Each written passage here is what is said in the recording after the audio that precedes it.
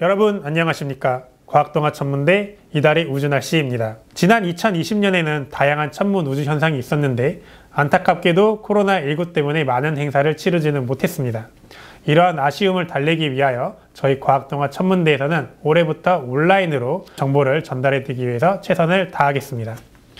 영상의 내용은 어린이 과학동화와 수학동화에서도 확인할 수 있으니 많은 관심 부탁드리겠습니다. 그러면 2021년 첫 번째 소식입니다. 다가오는 2월에는 밤하늘이 어떠한 일이 일어나는지 천문대를 연결해 보도록 하겠습니다. 유난히 추운 날씨가 계속되는 겨울입니다. 게다가 작년부터 이어져 온 코로나19 때문에 몸도 마음도 움츠러들기 쉬운 계절인데요. 하지만 이번 명절에 모처럼 가족들과 함께 아름다운 밤하늘을 보며 마음을 따뜻하게 녹여보시는 것은 어떨까 합니다. 먼저 여러분들 오늘 8시에 나가셔서 남동쪽 하늘을 보시게 되면 익숙한 별자리 하나가 보입니다. 우리를 반겨주는 건 겨울철의 왕자, 바로 오리온 자리인데요. 오리온 자리는 이렇게 별 3개가 나란히 있고 그 주변에 4개의 별이 사각형 모양으로 있는 것으로 아주 유명합니다. 누구나 쉽게 찾을 수가 있는데요. 자, 이 별들 중에서 외곽에 있는 4개의 별들 중 2개는 유난히 밝은 것을 알 수가 있습니다. 바로 별들 중에서 가장 밝은 별들인 1등성인데요. 먼저 왼쪽 위쪽에 있는 별이 베텔기우스라는 별입니다. 그리고 반대쪽 대각선 아래에 있는 별이 리겔이라는 별인데요. 이 두 별을 자세히 관찰하시면 색깔이 다르다는 것을 아실 수가 있어요. 그래서 이 두 별의 색깔을 비교하시면서 보는 것도 겨울철에 좋은 추억이 되실 것 같습니다. 그리고 오리온 자리에는 한 가지 비밀이 숨겨져 있는데요. 이 별 3개가 나란히 있는 곳 아래쪽을 보시게 되면 또다시 어두운 별 3개가 나란히 있는 것을 아실 수가 있습니다.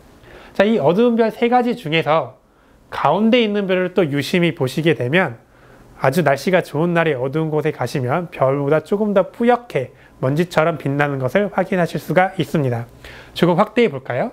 자, 조금 더 확대해서 봤더니 역시 별이 아니라 이곳은 바로 별이 태어나는 성운이라는 천체입니다. 이 오리온 성운은 조금 더 확대해서 보게 되면 갓 태어난 별 4개도 관측하실 수가 있으니까 망원경이 있으신 분들은 망원경으로 시도를 해보시는 것도 좋을 것 같습니다. 오리온 자리는 우리 은하 내에서 가장 별이 왕성하게 태어나고 있는 곳이기 때문에 오리온 성운과 같은 성운들이 많이 모여 있는 것으로 또 유명합니다.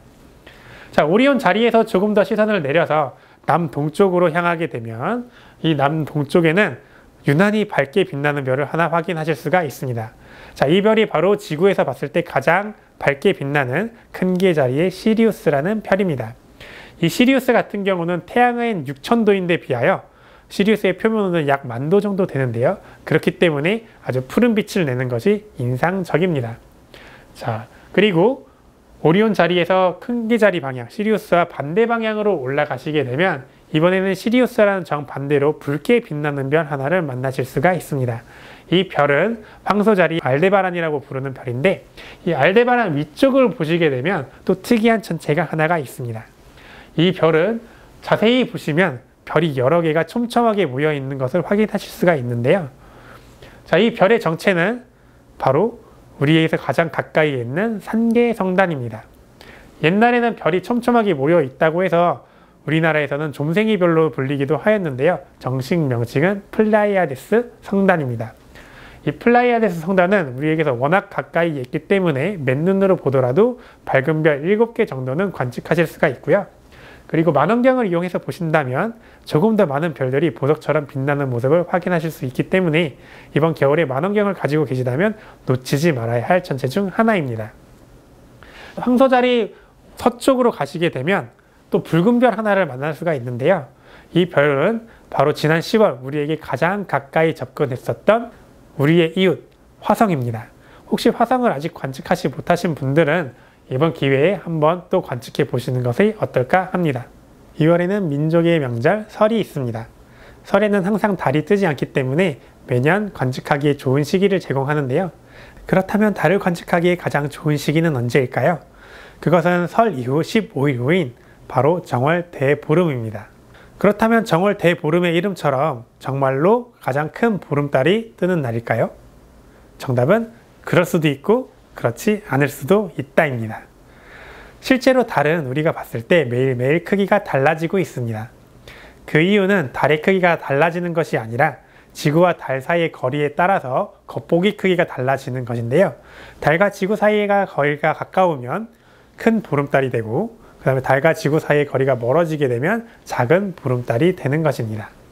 그렇다면 달의 거리가 달라지는 이유는 무엇일까요?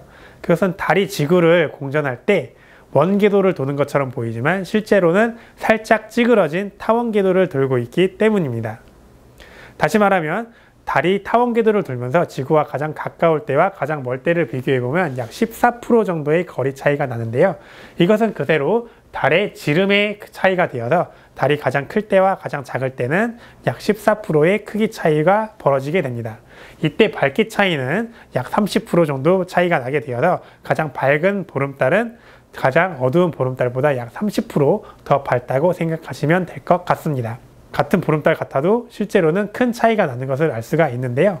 그렇다면 올해 가장 큰 보름달이 뜨는 것은 과연 언제일까요? 정월 대보름일까요? 아니면 추석일까요?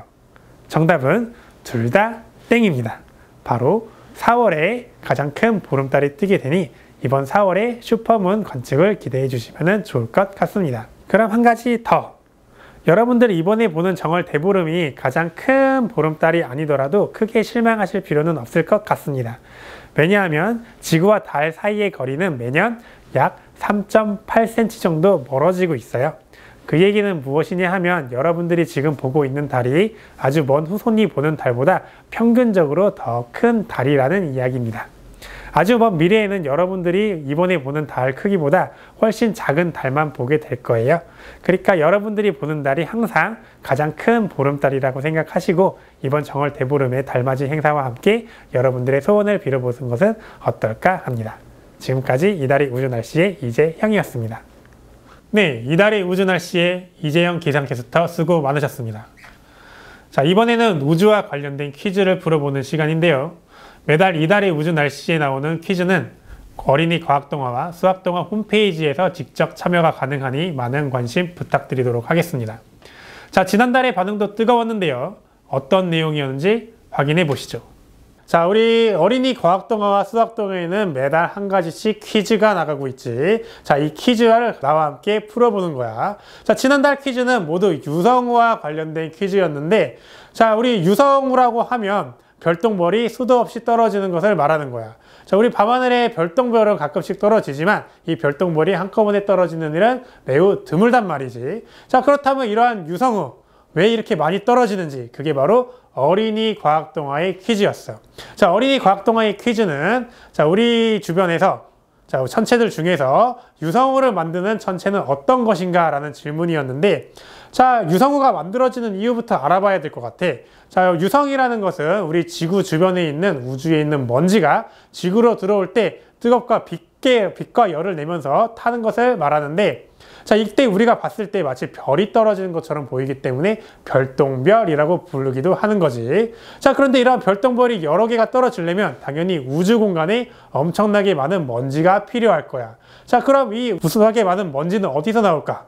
자, 그러려면 지구 주변을 스쳐가는 무언가 천체가 있어야 될 거고, 그 다음에 먼지를 계속해서 공급해 줄 수 있는 그러한 천체가 필요하겠지. 자, 그래서 보기를 보게 되면 여러 가지 천체가 있는데 지구를 주변을 돌고 있는 천체는 바로 이 중에서는 1번 혜성과 2번 달밖에 없는 거야. 그러니까 그 중에서 달 같은 경우는 중력이 강력하기 때문에 사실 먼지를 많이 흡수해 놓지는 않아.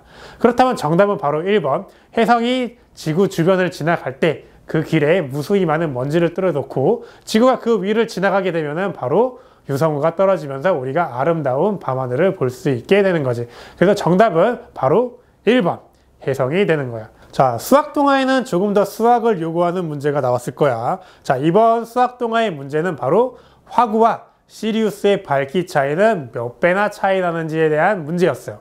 자, 여기서 힌트를 줬는데 화구라는 것은 바로 등급이 마이너스 4등급보다 밝은 별똥별을 의미하지. 자, 그리고 시리우스 같은 경우는 우리가 봤을 때 가장 밝게 빛나는 별인데 등급이 마이너스 1.5등급이야.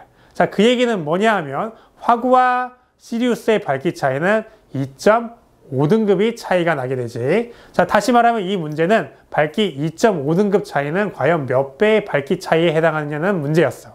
자, 여기서 내가 힌트를 줬던 게 바로 5등급 차이는 100배의 밝기 차이가 난다는 거였는데, 자, 이 힌트를 가지고 너무 쉽게 생각하면, 자, 5등급의 100배 차이니까, 그러면 절반이니까 바로 50배 아니야? 라고 생각할 수 있을 거야.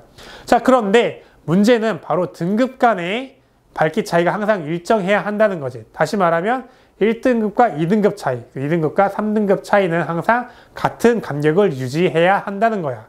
자, 그래서 우리가 이 한 등급 차이를 x라는 값이라고 한다면 5등급에 해당하는 x 곱하기 x 곱하기 x 곱하기 x 곱하기 x, 즉 x의 5제곱은 바로 100이라는 수식을 얻을 수 있을 거야. 자, 우리가 궁금한 것은 2.5등급 차이, 즉 x의 2.5승이기 때문에, 자, x의 5승에 양변에 2분의 1승을 해주게 되면, 자, x의 5승에 2분의 1승은 x의 2.5승, 그 다음에 우변은 100의 2분의 1승이기 때문에 바로 10이 된다는 것을 알 수가 있어. 다시 말하면 등급으로 2.5등급 차이는 정확하게 10배의 등급 차이라는 것을 알 수가 있는 거지. 아, 좋았어. 자, 그러면 여기서 한 가지 더 궁금한데, 그럼 과연 1등급 차이는 몇 배의 밝기 차이에 해당하는지 궁금할 거야. 자, 그러면은 x 5승은 100이었으니까 이번에는 2분의 1승이 아니라 양변에 5분의 1승을 해주게 되면, 자, 좌변은 x, 그 다음에 우변은 100의 5분의 1승이 되는데, 자, 100의 5분의 1승은 사실 계산하기가 쉽지는 않지. 하지만 계산기를 잘 두드려 본다면 값은 약 2.51이라는 값이 나오게 될 거야. 즉, 다시 말하면 한 등급 차이는 2.51배 정도 밝기 차이가 난다는 것을 알 수가 있지. 자, 그럼 이 수칙만 알고 있다면 앞으로 친구들 등급 간의 차이가 나왔을 때 몇 배의 밝기 차이가 나는지 실제로 알고 싶으면 2.51에다가 몇 승인지, 자, 등급 차이만큼 승을 해주면 되는 거야. 아주 쉽지. 자, 좋았어. 그럼 진짜로 오늘 여기서 마치도록 하고 다음 시간에 다시 만나도록 하자. 자, 오늘은 여기까지. 퀴즈에 당첨되신 분들께는 서울의 중심에서 별을 볼 수 있는 곳, 과학동화 천문대에 초대권을 드리고 있습니다. 많은 참여 부탁드리겠습니다. 마지막 순서는 여러분들의 다양한 의견을 들어볼 수 있는 별빛 미션 시간입니다. 별빛 미션은 매달 하나씩 천문 우주에 대해 생각해 볼 수 있는 주제를 드리고 있습니다. 과학동화 천문대 홈페이지에서 여러분들의 의견을 작성해 주시면 천문대장이 직접 댓글을 달아드리고 있으니 역시 여러분들의 많은 참여 기다리고 있겠습니다. 가장 재미있는 의견을 주신 분께는 별빛 미션왕으로 선정되어 이달의 우주 날씨와 어린이 과학동화에 소개해 드리고 있습니다. 이번 코너는 과학동화 천문대장이 직접 소개해 드립니다. 여러분 안녕하세요. 과학동화 천문대장 이재형입니다. 코로나19로 여러분들 만나뵙지 못한 지 정말 오래된 것 같아요. 하지만 이렇게 온라인으로나마 여러분들 만나뵐 수 있어서 정말 기쁘게 생각합니다. 저희 과학동화 천문대는 앞으로 더 다양한 방법으로 여러분들을 소통하기 위해서 노력할 테니 많이 기대해 주세요. 이번 별빛 미션 주제는 소행성 자원 탐사는 필요할까? 였어요. 자, 우리의 기술이 점점 발전함에 따라서 우리의 시선은 우주 밖으로 향하고 있는데요. 물론 우리가 우주에 나가서 달이나 화성 같은 곳에 기지를 세우는 것도 하나의 목표이지만 반대로 우주에 있는 것을 지구로 가져오려는 목표도 가지고 있습니다. 특히 화성과 목성 사이에는 소행성대가 있어서 많은 수의 소행성이 있는데요. 이들은 대부분 태양계 생성 초기에 만들어졌기 때문에 태양계 탄생의 비밀을 간직하고 있어요. 이와 함께 일부 소행성에는 지구에는 희귀한 자원들이 많이 매장되어 있는 것으로 추측되고 있어요. 이것을 지구로 가져오기 위한 노력도 계속되고 있는데요.